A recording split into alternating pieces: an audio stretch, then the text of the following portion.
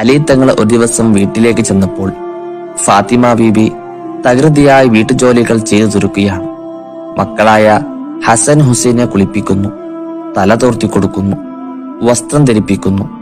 ഇതിനിടയിൽ തന്നെ ഉബ്ബൂസും ഉണ്ടാക്കുന്നുണ്ട്. ചെറിയ മക്കളുള്ള എല്ലാ ഉമ്മമാരുടെയും അവസ്ഥ ഇത് തന്നെയാണല്ലോ. പക്ഷേ അലി തങ്ങളെ കണ്ടുവെങ്കിലും കണ്ട ഭാവം നടിച്ചിട്ടില്ല. അല്ലെങ്കിൽ ഒന്നു കാണുമ്പോഴേക്കും സ്നേഹം കൊണ്ട് പൊതിയുന്നവളാണ്. ഇന്നെന്ത് പറ്റിയാവോ? ഇങ്ങനെയൊക്കെ ചിന്തിച്ച് അലി തങ്ങൾ ചോദിച്ചു, ഫാത്തിമ, എന്നെ കണ്ടിട്ടും ഇതുവരെ മിണ്ടാത്തതെന്തേ? ആദ്യമായിട്ടാണല്ലോ ഇങ്ങനെ.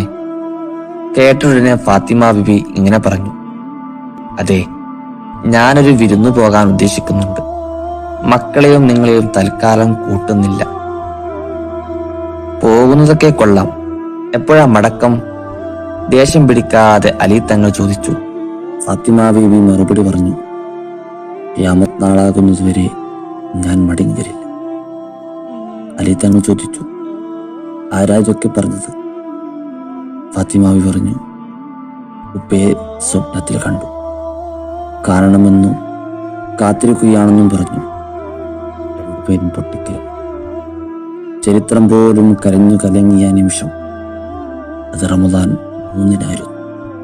ഫാത്തിമ ബീബിയുടെ അലി തങ്ങൾ പറയുമായിരുന്നു, ഓ ഫാത്തിമ, നീ പോയതിനു ശേഷം ഈ ലോകം ഒട്ടും സുന്ദരമല്ല.